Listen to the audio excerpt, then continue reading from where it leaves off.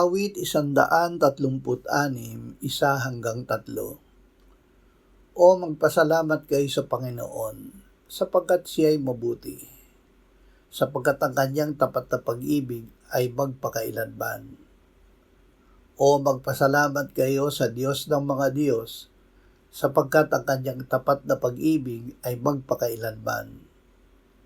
Ang Panginoon ng mga Panginoon ay inyong pasalamatan, sapagkat ang kanyang tapat na pag-ibig ay magpakailanman. Walang hanggan ang pag-ibig ng Diyos. Ang ating Diyos ay pinakamakapangyarihan na lumikha ng lahat ng bagay. Tayo ay iniibig niya ng tapat, walang hanggan. Ang kanyang pag-ibig ay tapat magpakailanman kahit na tayo ay nasa mababang kalagayan o kahirapan. Siya at ang kanyang paghahari at katuwiran ang una nating hanapin.